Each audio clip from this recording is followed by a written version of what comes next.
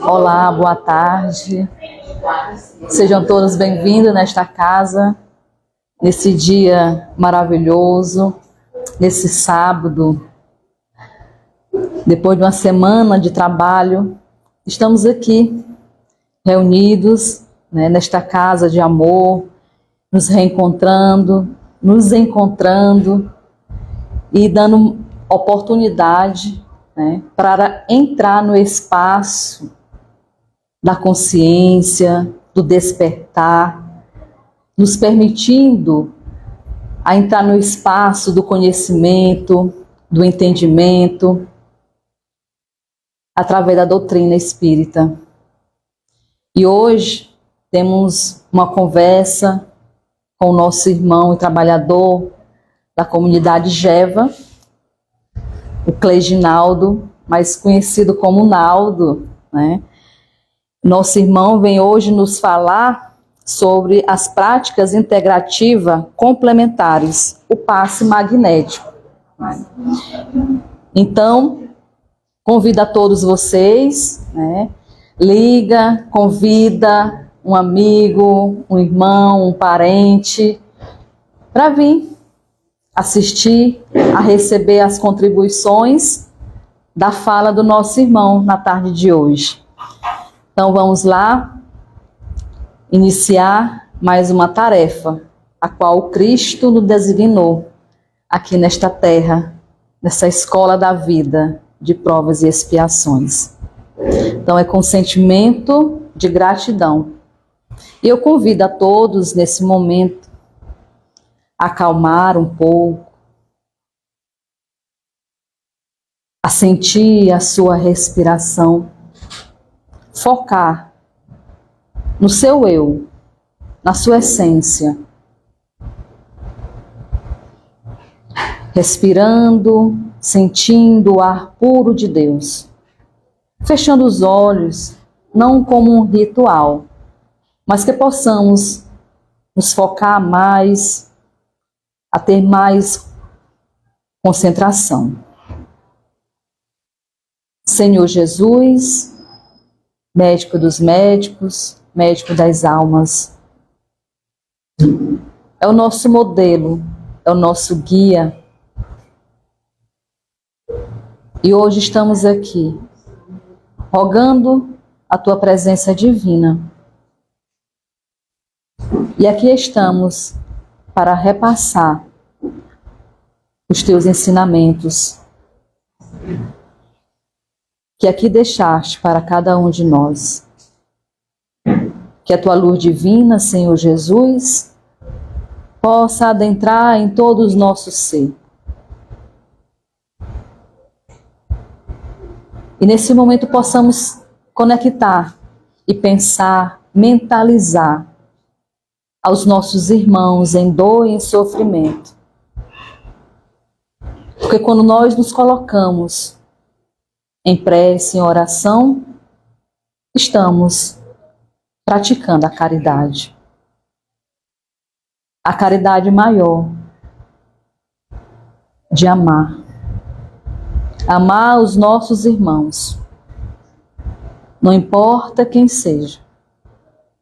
Mas todos aqueles que estão nos hospitais, nas ruas, nas calçadas, debaixo dos viadutos, nos asilos, nos prostíbulos, nos becos, nos guetos, aonde estiver.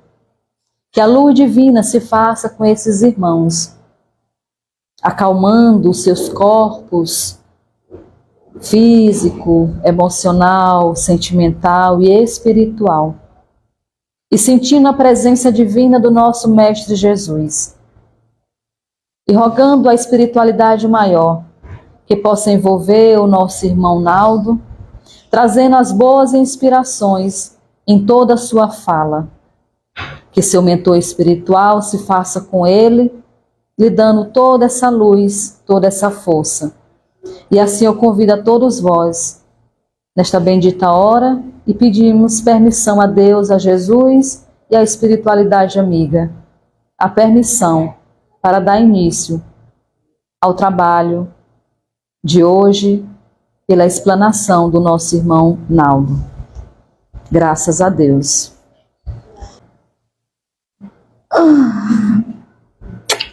Muitíssimo obrigado, Raquel. Eu chamo Raquelzinha pelo carinho que eu tenho por ela. Eu tomei a liberdade de chamar ela de ser iluminado. Quando ela se reporta para a gente através de suas lindas mensagens, ela já entra dando um bom dia, chamando de ser iluminada. Acho que todo mundo já deve ter recebido as mensagens dela ou visto lá no grupo. E aí ela, para mim, é o nosso ser iluminado. Ela fica toda vermelha quando a gente fala. Gratidão pelas palavras. Muito obrigado pela acolhida. E para você de casa também, sejam muito bem-vindos à Casa Geva, ao Grupo Vibrações de Amor.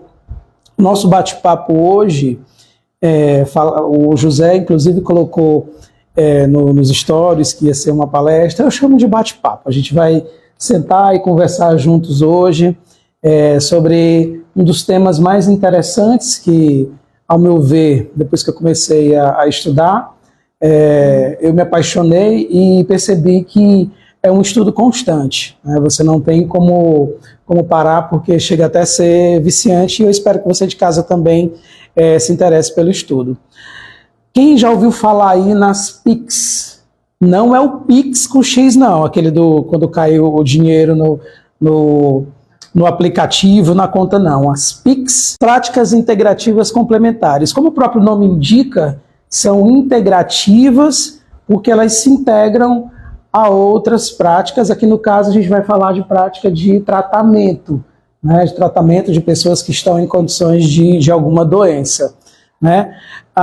E dentro das PICs, que são várias práticas, hoje a gente vai ver um pouco sobre o magnetismo, que é uma ciência que ele é chamado de passes magnéticos, que hoje, por que ele está incluso nas práticas integrativas? Porque hoje o SUS já aceita, o Sistema Único de Saúde daqui do Brasil já aceita a imposição de mãos, os passes magnéticos como tratamento dentro dos hospitais e clínicas. Legalizado o processo do magnetismo. Quando se fala em magnetismo, pode ser que você de casa lembre lá do ímã, magneto, ímã lá do mineral, né? Do ímã que se cola junto com o outro.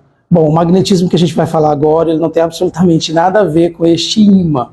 Pode até ter, sobre a questão da lei da atração, mas não aquele ímã lá que você já conhece. Vamos passar aqui adiante. O magnetismo, ele é uma ciência, certo? Quais são os elementos para que eu defina que uma determinada coisa seja chamada de ciência? Ela precisa ter pesquisa, estudo, tentativas e erros, e resultados. Bom, com o magnetismo não é diferente, o estudo do magnetismo. Eu separei aqui uma pequena linha do tempo para explicar para vocês que antes mesmo de a gente estar aqui hoje juntos, já existiam pesquisadores, já existiam estudiosos que praticavam, experimentavam e testavam o magnetismo.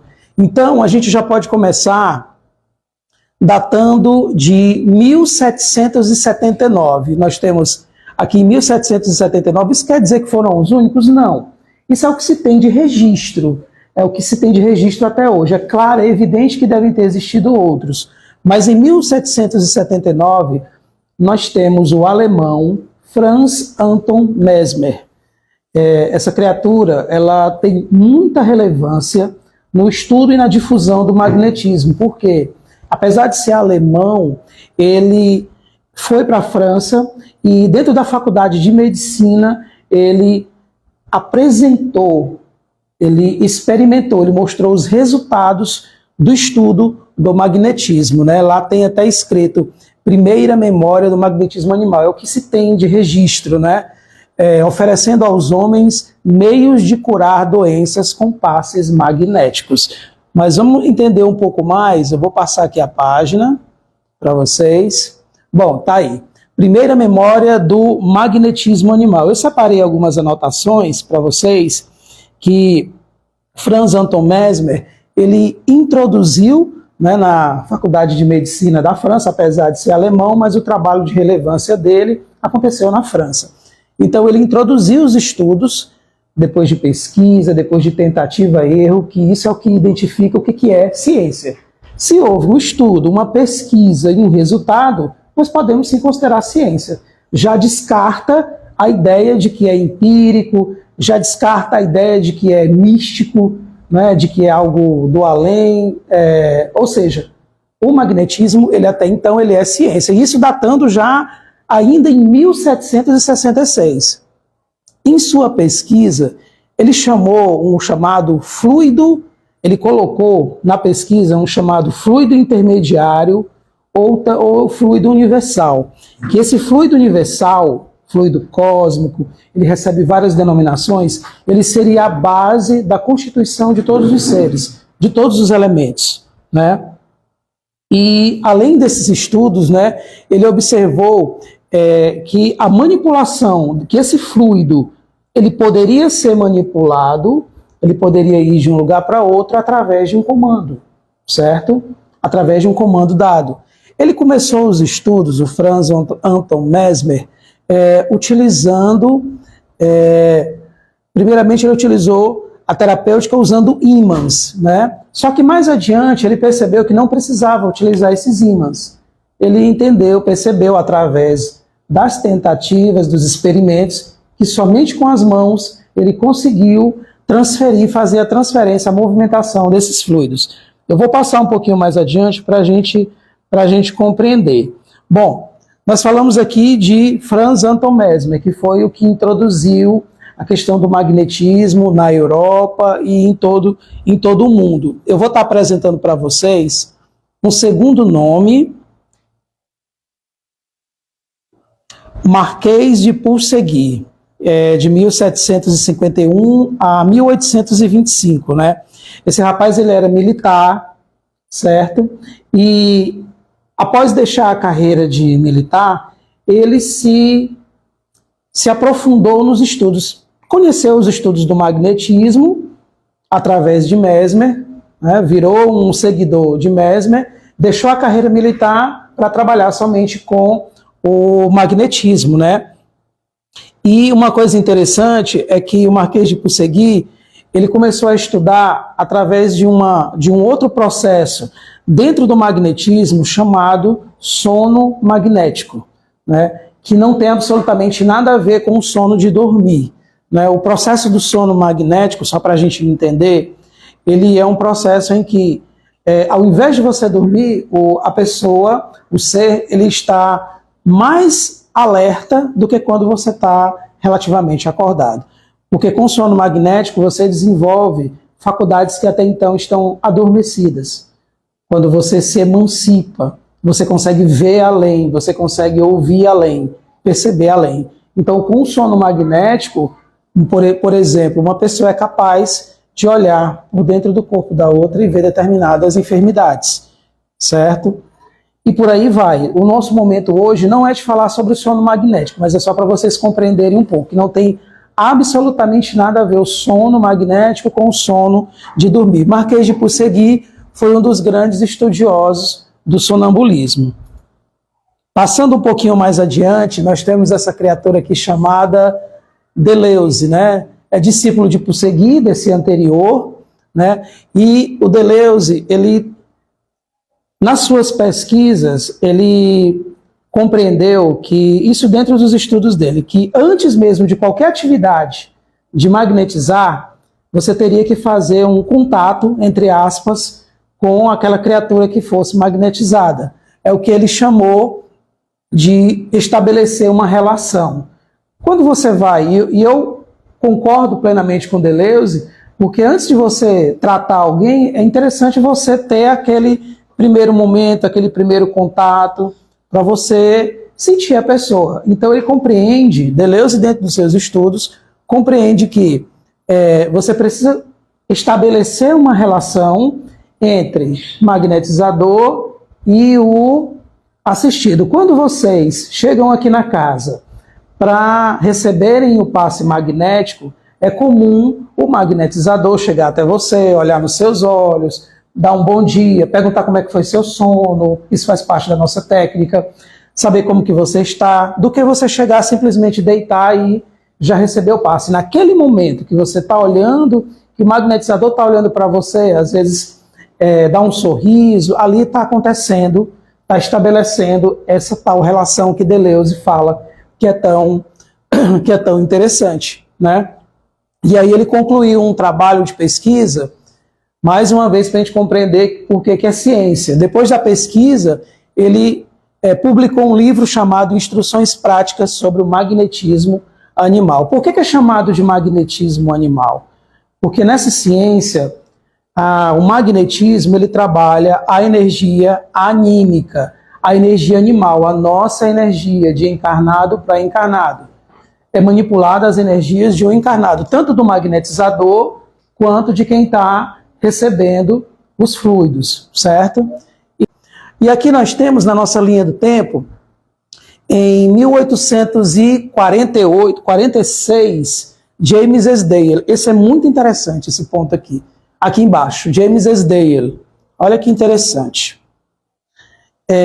A chamada anestesia magnética. O Grupo Geva fez, ano passado, um seminário sobre anestesia magnética aqui. Eu acho que alguns participaram. Naquela época, em tempos remotos, quando já existia a cirurgia, mas não existia o advento da anestesia química, como que eram feitas as cirurgias? Paninho na boca e só. Era colocar um paninho. Tinha cachaçinha para os que podiam, mas era um paninho na boca e fazia a incisão, fazia o corte. Era gritos mesmo. A anestesia era ingerida. A anestesia era o quê? Ingerida. Era ingerida. E aí o que aconteceu? Naquela época já existiam registros de magnetizadores que faziam, que anestesiavam determinadas regiões do corpo para que o médico fizesse a incisão. Olha que legal. E James S. Dale, esse cara aqui, esse rapaz, ele era escocês e ele foi um notável cirurgião que marcou a história do magnetismo animal com suas cirurgias com anestesia magnética, ou seja, ele utilizava passes magnéticos para anestesiar uma determinada região e ele mesmo fazia a cirurgia. No YouTube vocês podem encontrar anestesia magnética de dentistas fazendo o teste. Tem no YouTube um dentista, ele é oriental, não sei qual que é o país. Ele faz o passe na região para fazer a extração do dente, sem nenhum tipo de medicação, né? E James S. Dale foi um dos precursores desse trabalho, dessa pesquisa sobre anestesia magnética. Aqui nós temos uma citação que eu separei de um outro cara, estudioso também da insensibilidade magnética, chamado Charles Lafontaine. Eu considerei a insensibilidade como um dos maiores benefícios que se pode dotar à humanidade e me apeguei a todos os meios possíveis para o bem convencer disso, tanto dos médicos como do público. Qual que é o principal objetivo do magnetismo, né, da arte de magnetizar? O principal objetivo do magnetismo é poder alcançar as camadas menos favorecidas. As pessoas que não têm condição, não têm acesso a um tratamento químico, a determinados tratamentos de forma gratuita, certo? Para que todas as pessoas possam ter o mínimo de conforto. Por exemplo, com o magnetismo é possível você tratar dores físicas, é possível você tratar dores psíquicas. Nós temos o TDM, o tratamento da depressão através do magnetismo. Nós podemos tratar problemas circulares através do TCM. Nós podemos tratar a questão que é um dos grandes problemas hoje, a ansiedade. Temos o tratamento da ansiedade através do magnetismo. Nós podemos regular a pressão arterial de uma pessoa em pelo menos 5 minutos, só para vocês terem uma ideia, somente com passes magnéticos, certo? Somente com passes magnéticos. E aí uma outra pergunta que pode aparecer também. Reginaldo, mas quem é que pode magnetizar? Precisa ter algum tipo de sensibilidade, precisa ter algum tipo de ligação espírita, ou precisa ter algum tipo de algum tipo de conhecimento? Conhecimento, sim. Mas você só não pode... Ah, tá, para eu aparecer no meio. Você só não pode, na verdade, deixar de seguir determinadas regras para que se possa magnetizar. Por exemplo, existe um protocolo de alimentação, existe um protocolo de você estar bem. Se eu não estou bem fisicamente, eu não posso magnetizar, mas eu não preciso ter nenhuma faculdade espírita, algum dom. Perfeito, era essa palavra que eu queria. Não precisa ter faculdade mediúnica, porque nós estamos falando, gente, de energia anímica. Tu quer que eu apareça no vídeo, né? Eu estava mandando eu vir para trás, era isso? Era só girar aqui. Ela quer porque quer que eu apareça no vídeo, gente. E eu tentando me esconder aqui. Porque nós estamos trabalhando, nós estamos mexendo com as energias, gente. Com a energia anímica, animal. Daí o nome magnetismo animal. Mas aí apareceu uma outra pessoinha que vocês vão ver agora, não é a Edileuza. Esse rapazinho aqui chamado Allan Kardec. Ele foi o criador do termo magnetizador espírita, para ajudar no desenvolvimento das faculdades medianímicas e no tratamento da obsessão e desobsessão espiritual. Allan Kardec foi um magnetizador. Allan Kardec foi um grande entusiasta, incentivador e magnetizava também, certo? Eu separei também um trecho, eu vou ler diretamente para vocês. O magnetismo preparou o caminho do espiritismo, dos fenômenos magnéticos, do sonambulismo, que eu já falei para vocês, e do êxtase, as manifestações espíritas, não há mais que um passo.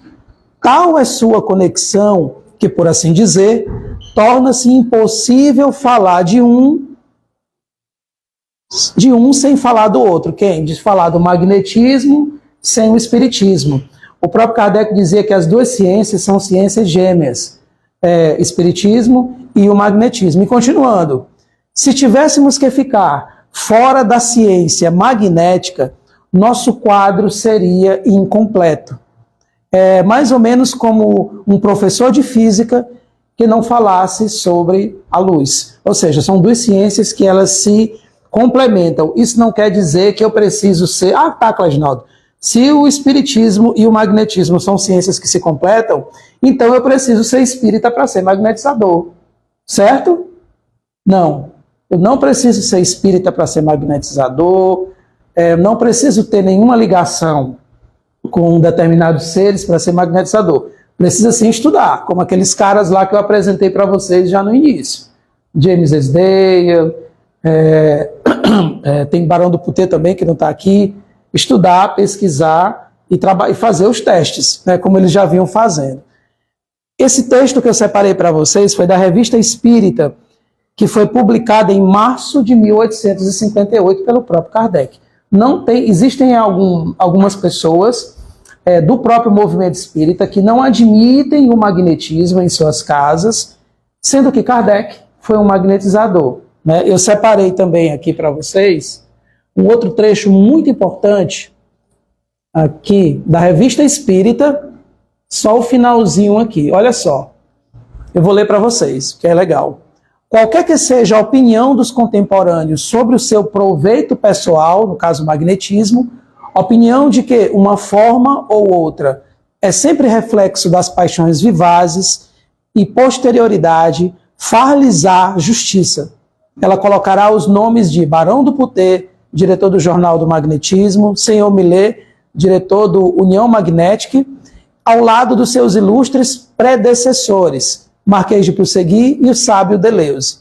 Graças aos seus perseverantes esforços, o magnetismo popularizado ficou no pé da ciência oficial, onde dele já se fala aos cochilos. Esse vocábulo já passou uma língua comum, já não afugenta mais. Quando alguém se diz magnetizador, não lhes riem mais o rosto. Ou seja, já naquela época, os magnetizadores, os estudiosos, eles recebiam muita pressão sobre o trabalho do magnetismo. Era ridicularizado. O estudante do magnetismo, o magnetizador, aquela pessoa que estava desenvolvendo, estudando os processos do magnetismo, era ridicularizado naquela época. Mesmo com os estudos, mesmo com os nossos companheiros antepassados, nas escolas de medicina, em todos os outros estudos e bibliotecas, mas mesmo assim eram ridicularizados. Se hoje nós temos ainda casas espíritas que não aceitam esse trabalho, imaginem na época dessas criaturas como que não era, né, gente? Gente, por que eu tô falando tanto? Exatamente porque a gente precisa entender mais ou menos, eu estou sendo muito incisivo nisso, porque a gente precisa entender que o magnetismo é uma ciência. Então, para eu falar do magnetismo e falar dos resultados, eu preciso sim mostrar quem foi que estudou, os pesquisadores, se é uma ciência, se houve resultados das tentativas e erros. O próprio Allan Kardec, como eu falei para vocês agora há pouco, foi um magnetizador, certo? Bom, diante desses nomes que eu apresentei para vocês sobre o magnetismo, agora a gente vai chegar num ponto mais prático. Como é que a coisa realmente funciona? Como é que esse tal magnetismo age lá no meu corpo, quando eu estou sentindo uma dor e a criatura vai lá e passa a mão e aquela dor vai embora? Será que é mágica? Vamos ver como é que isso funciona. Nós temos um sistema de mapas, eu chamo de mapas, chamadas zonas sutis, ou chakras, tem outros nomes na Índia, né, Jassandra? Ele também tem outros nomes, não é isso? Centros de força, perfeito, Regiane. Quem são esses chakras? Ele está nesse formato porque, depois de muita pesquisa, perceberam que ele tem esse formato mesmo de cone e ele tem um movimento giratório circular, certo? Mas o que é isso de fato? Primeiramente, eu disse que no magnetismo a gente trabalha com energias. São as energias que vão se movimentando, ou não. É através daquele rapazinho ali, daquele cone, que essas energias entram e saem no nosso corpo. Passando por perispírito, passando pelo corpo físico, pelo corpo fisiológico. São eles que fazem essa ponte. Mas além deles, além desses chakras, vocês vão já entender o porquê que eu estou falando deles.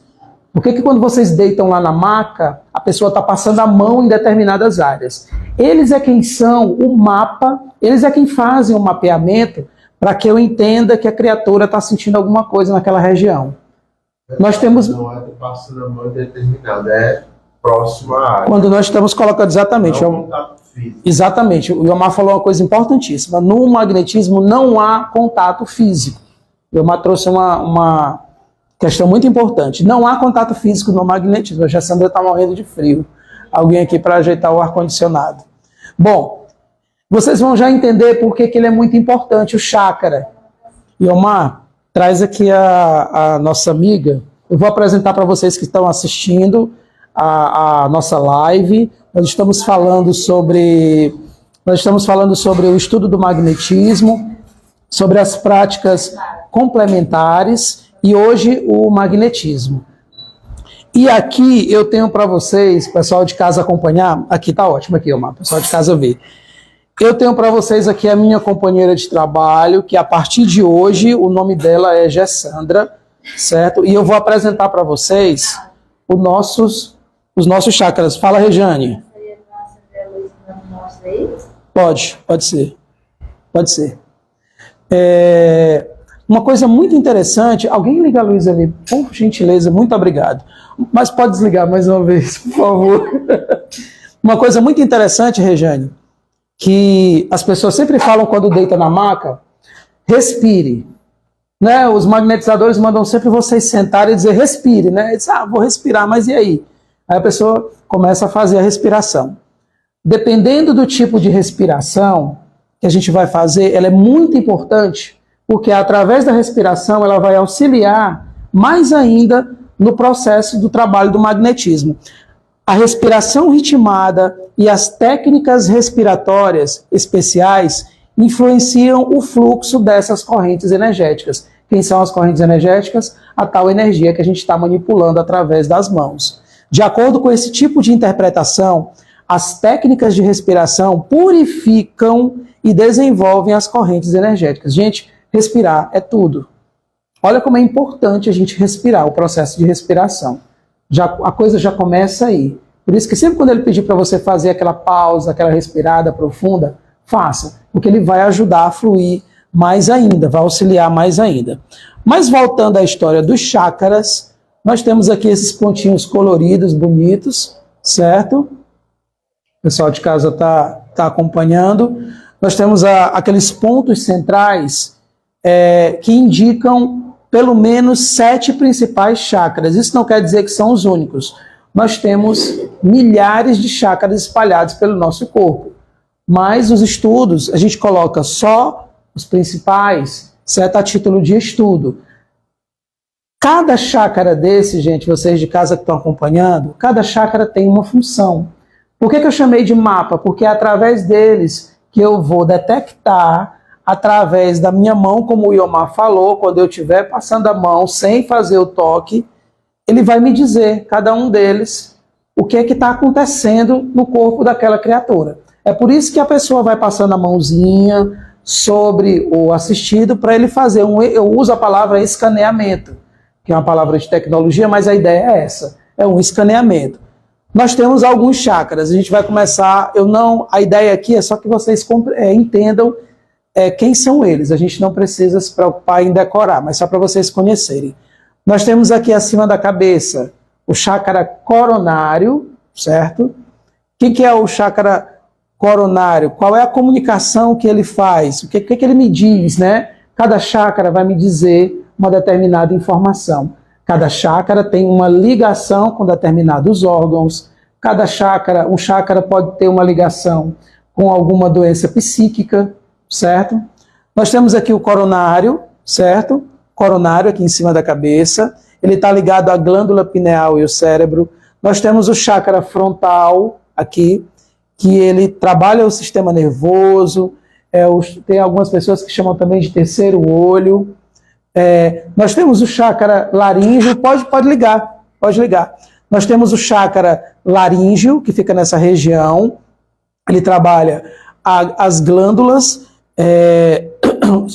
as glândulas, por exemplo, se você é uma pessoa que tem uma glândula chamada, nessa região aqui, isso, da tireoide. Se você quiser trabalhar a tireoide, se eu já sei que ele trabalha a tireoide, então eu vou trabalhar nesse chakra. Só para vocês entenderem mais ou menos, certo?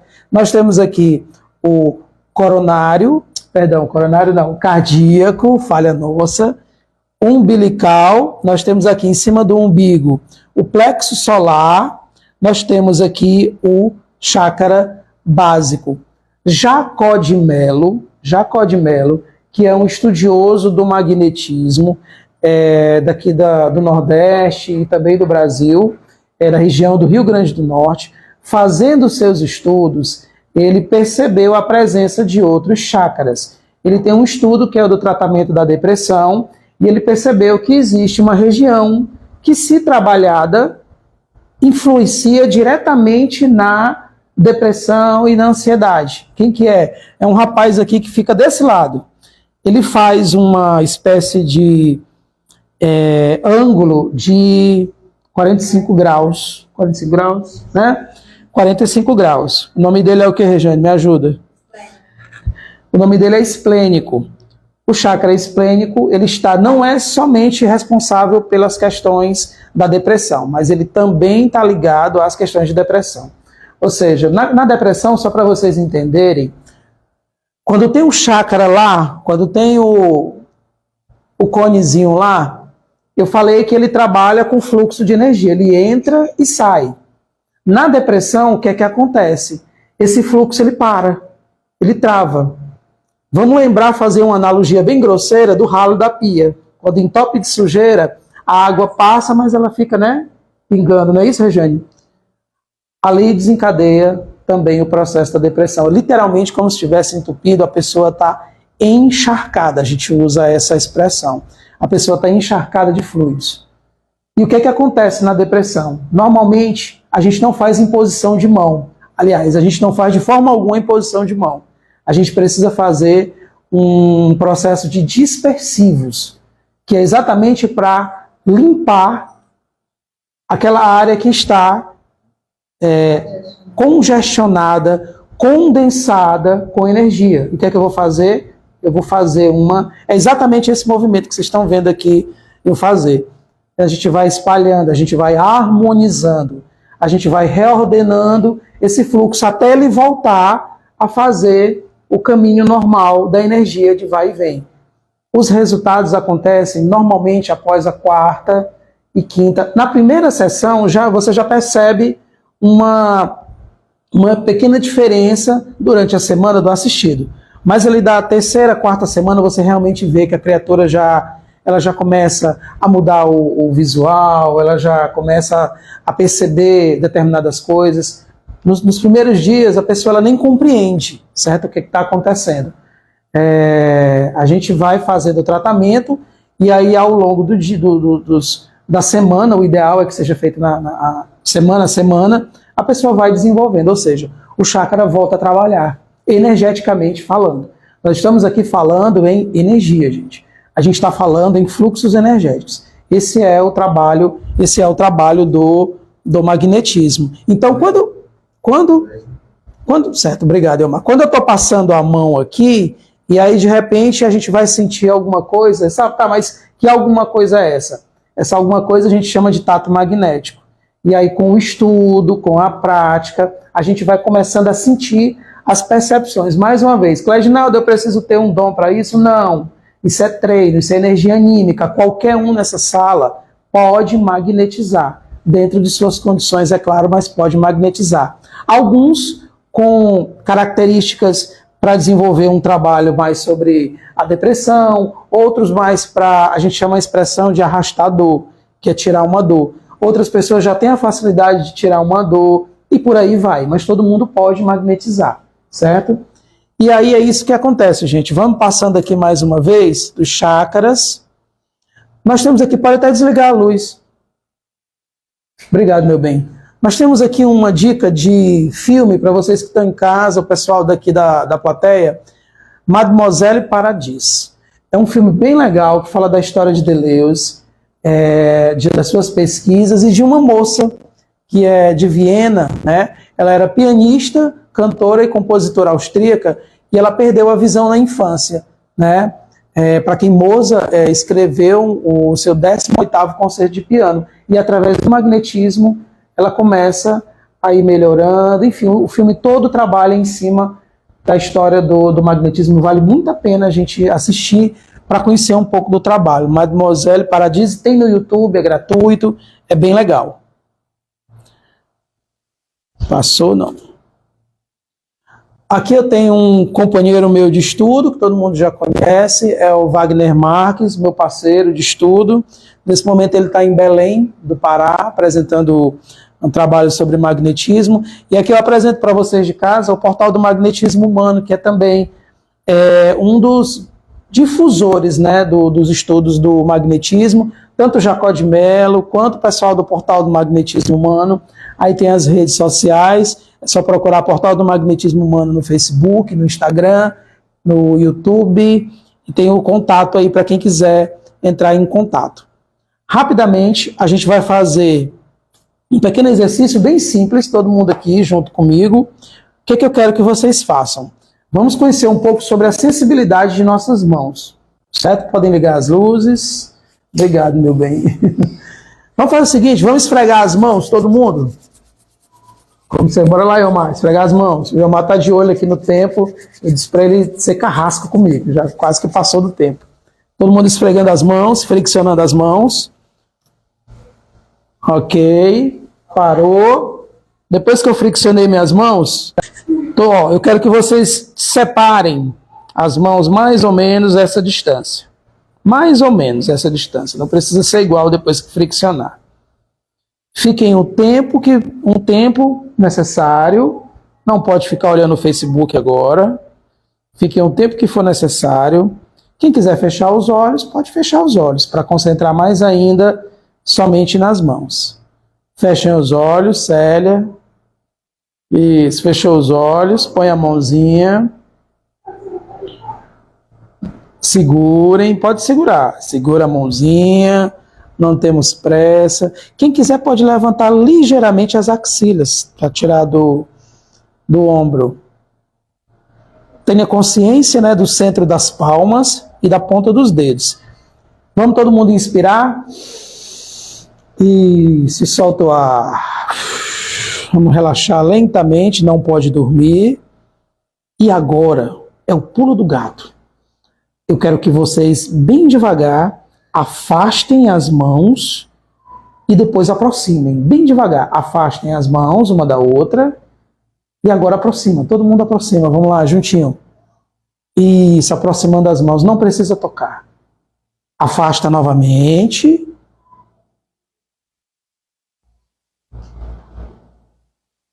Isso. E aproxima as mãos. E aproxima as mãos. Isso, bem devagar. Afasta as mãos, não precisa tocar as mãos. E aí, alguém sentiu alguma coisa? Conseguiu sentir alguma coisa? Sentiu alguma coisa? Amor. Eu senti. Sentiu alguma coisa? Ela lá sentiu. Alguém sentiu alguma coisa? Esse alguma coisa, por que eu falei alguma coisa? É porque você pode ter qualquer tipo de sensação. Eu não posso aqui dizer para vocês, pode ser uma sensação de frio, pode ser, o ar-condicionado está ligado, mas pode ser um formigamento. Normalmente as pessoas, elas comentam um formigamento, pode ser um esquentamento das mãos, pode ser algo sugando também. Você vai sentir algo. Esse algo faz parte do que a gente chama de tato magnético. É o nosso treino do tato magnético. Isso que vocês acabaram de sentir é o magnetismo de vocês. Um peso também, perfeitamente. Você sente um peso. Isso, um peso também. Vocês podem sentir, vocês de casa podem treinar também. A Sandra conseguiu abrir diz que foi uma cápsula do tempo, assim, já para ir para outro lugar. Pode ser uma vibração também, é bem interessante. O que é isso, gente, que vocês acabaram de sentir? Isso é o magnetismo, que pode ser o quê? Lá no começo disseram que é o quê? Que tem um fluido que pode ser manipulado. Não foi isso que disseram nos estudos? Esse fluido que pode ser manipulado é isso aí que vocês sentiram. Ora, se eu posso manipular esse fluido, eu posso usar para o que eu quiser. E posso usar para curar. Posso usar para tratar. Posso usar para tirar uma dor. Posso usar para tratar uma depressão. Posso usar para deixar a pessoa mais bonita. Não consegui ainda. Quem conseguir me diga. Mas se é um fluido, ele se mexe. Ele se move. Quando perde a dor, ela já fica mais bonita. Ué, quando perde a dor, a Regina acabou de dizer, por isso que é uma gata. Acabaram as dores. Então, você pode manipular. É uma massinha de modelar, gente. O magnetismo é uma massinha de modelar. Mas para isso a gente precisa de técnica, de estudo, e muito estudo, para a gente fazer, certo? Bom, e aí depois desse exercício, eu tenho para vocês... É isso mesmo, eu usei exercício de sensibilidade das mãos, tem um livrinho para quem quiser ver depois, que é o Magnetismo Humano, de Jacó de Mello. Bom, por que eu conversei até agora com vocês sobre isso? Era só para encher linguiça. Não, era para a gente conhecer um pouco sobre a tal da ciência do magnetismo e vocês compreenderem que realmente é uma ciência. Gente, foi muito duro de lá para cá, desde 1700. Muitos estudiosos passaram pelo que tiveram de passar para chegar até aqui. E hoje, graças a Deus, nós temos os livros para estudar, nós temos vídeos, a gente tem o portal do magnetismo humano, tem o Jacó de Mello, sabe? Gente, é muito legal você poder tirar a dor de uma pessoa. Ora, se no Espiritismo fala-se toda hora em caridade, em benevolência, tirar a dor de alguém, tratar a depressão de alguém é caridade. Principalmente quando eu estou fazendo isso de graça. É ou não é caridade?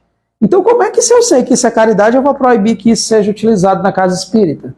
Fica a dúvida aí para a gente, né? Para a gente discutir, questionar a respeito.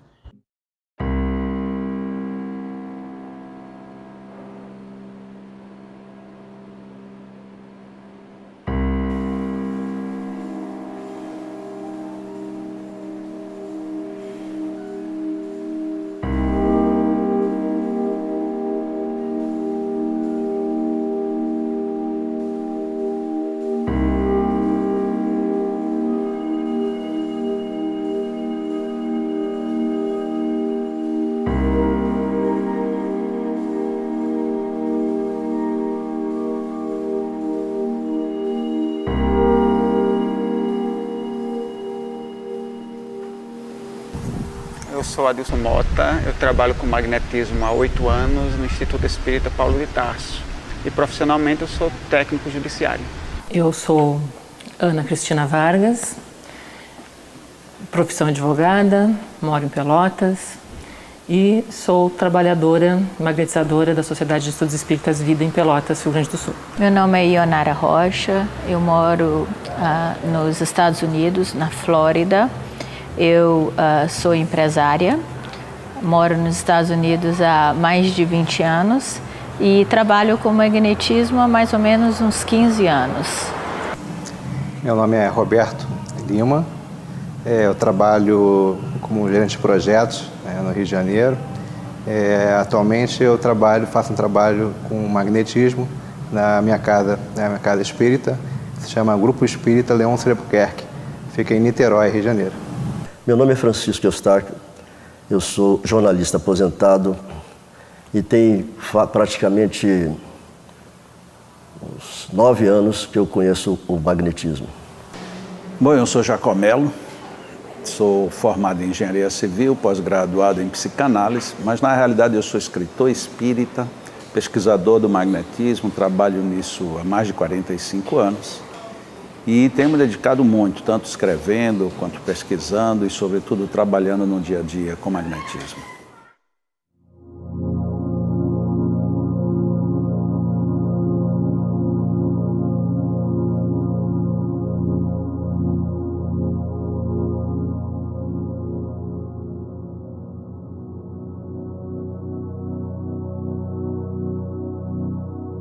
Olha, o magnetismo é uma ciência terapêutica. O magnetismo estuda, analisa e sugere métodos que sejam eficientes para utilizar os fluidos magnéticos em favor daqueles que precisam. O magnetismo tem inúmeras utilidades no sentido da terapia e do auxílio, do alívio de todos aqueles que procuram as casas espíritas. Mas é uma ciência que praticamente tem a potencialidade de curar doenças, de fazer um bem imenso à humanidade. E é uma ciência linda, aonde nós passamos a ter a certeza, enquanto você começa a praticá-lo, do quanto você pode fazer pelo próximo. Magnetismo é uma das leis naturais da vida. É uma força, uma energia derivada diretamente da energia do fluido cósmico, ou da energia cósmica, como quiserem, que se processa nas transformações pelas quais essa energia passa, e ele é capaz de se transmitir de uma pessoa a outra, de um ser vivo a outro. E justamente nessa transmissão vamos encontrar desde aquele fenômeno de restabelecer a energia de alguém que esteja debilitado até fenômenos de cura. Pode servir como uma forma de terapia, mas o fluido magnético ele existe em tudo, na verdade, no planeta Terra.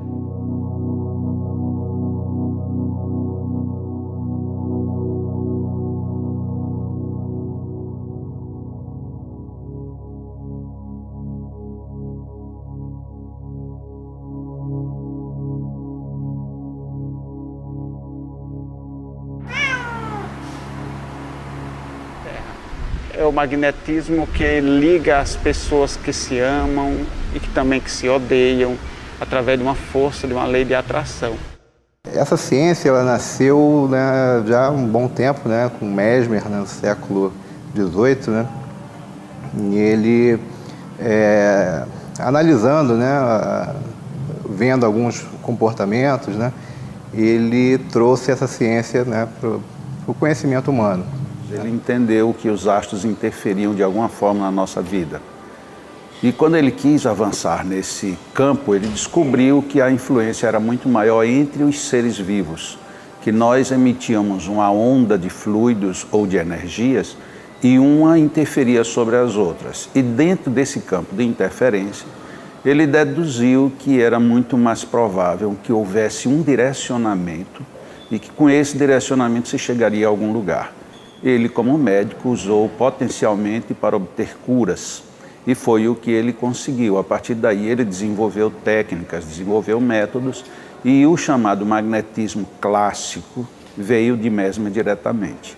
Mas não surgiu aí, porque o magnetismo é uma interação entre seres vivos, sejam vegetais, animais, pessoais, humanos, só que no campo humano ele é revestido de uma intencionalidade, que é o que de fato define a ação do magnetismo, a intenção de fazer ou de alcançar algum ponto. Então Mesmer gastou quase toda a sua vida tentando provar para a classe médica, para a classe científica, de que existe um fluido e que esse fluido ele pode ser transferido de uma pessoa a outra. Aos poucos, na época, os estudiosos foram vendo que não tinham saída.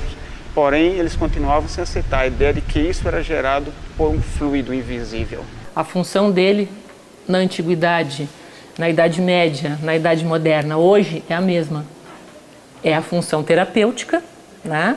Depois acrescido por Kardec as funções relativas aos tratamentos de desobsessão e aos trabalhos de mediunidade. Nós, magnetizadores, normalmente trabalhamos em casas espíritas, mas o magnetismo não foi idealizado para ser uma ferramenta de casas espíritas. Ele é para ser feito no lar, em qualquer lugar, quando alguém necessitar. Não é uma exclusividade dos espíritas. Até mesmo como espírita, né? Kardec foi um magnetizador há mais de 35 anos, né? Kardec coloca que realmente o magnetismo e o espiritismo são ciências irmãs. Aí vamos ser literalmente de acordo com Allan Kardec, questão 555 do Livro dos Espíritos. Magnetismo e espiritismo são uma única e só ciência. Allan Kardec, Revista Espírita, março de 1858. Espiritismo e magnetismo são, pois, uma mesma ciência. Allan Kardec, Revista Espírita, janeiro de 1869. Espiritismo e magnetismo são duas ciências gêmeas, em que uma não pode ficar sem a outra, sob pena de se imobilizarem. Então, se ele disse isso em 3 oportunidades tão marcantes, não seria eu quem iria dizer diferente, apesar de que tem gente que não gosta da palavra magnetismo.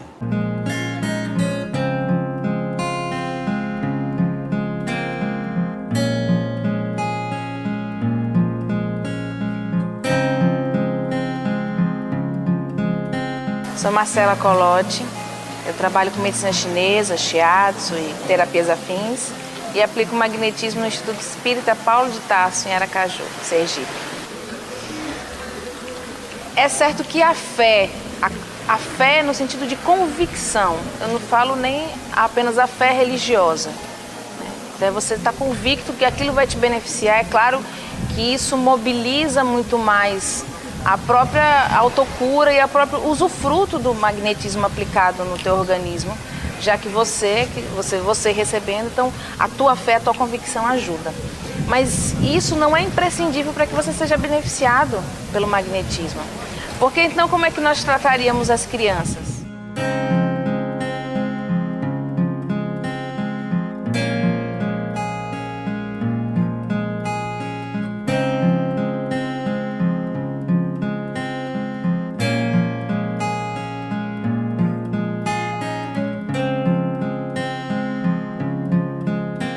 O tratamento magnético com as crianças surgiu da necessidade de se fazer separado dos adultos. Porque o Vinícius, que foi a primeira criança que a gente tratou lá, o Vinícius é autista, e a gente começou o trabalho, quando ele começou a se tratar com a gente, ele tinha por volta de uns 5 anos de idade. E era na segunda-feira à noite.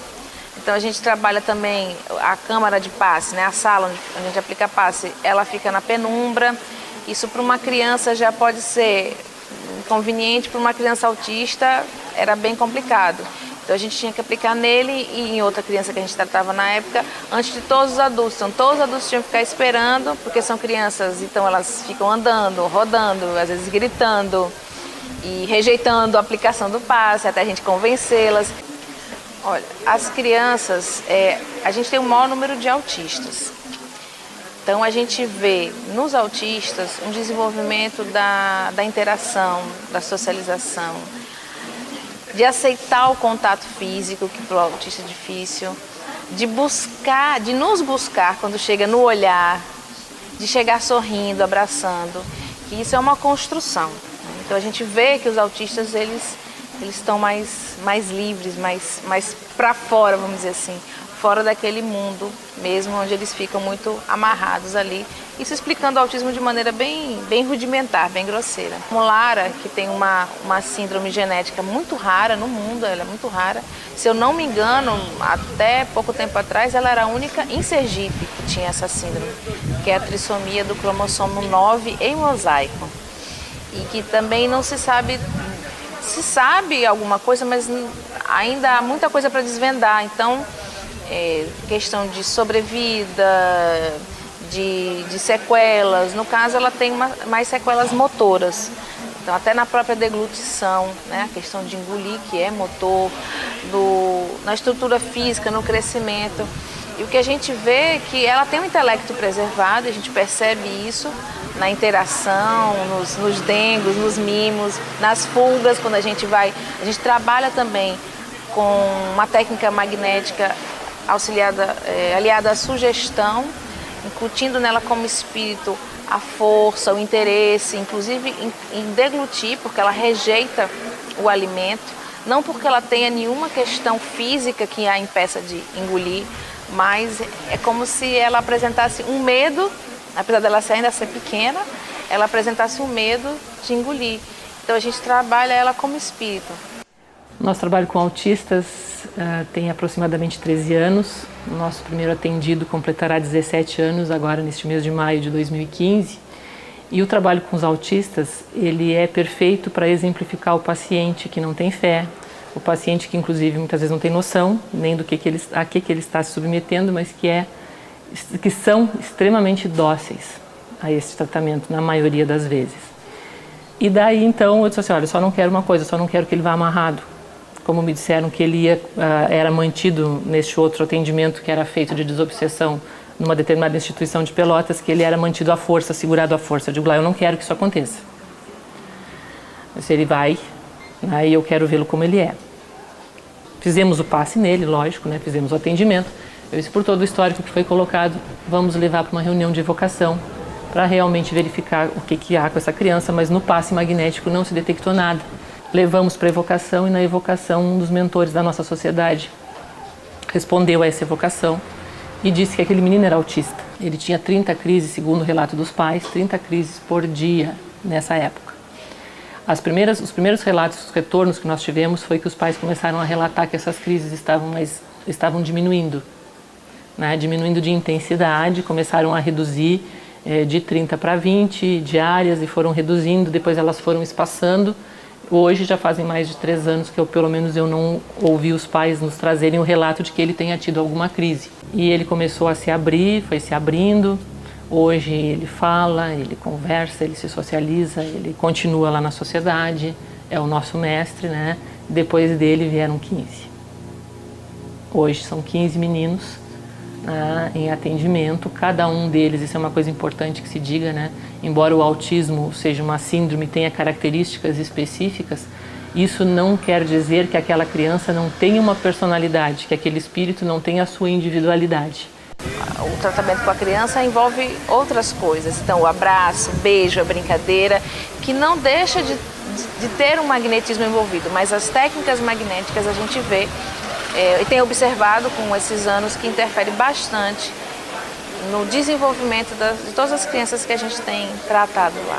Eu selecionei exatamente a questão do autismo para vocês entenderem que não tem o quesito da fé para que o fluido vá. No caso da pessoa que recebe, você não precisa acreditar necessariamente naquilo que você está recebendo.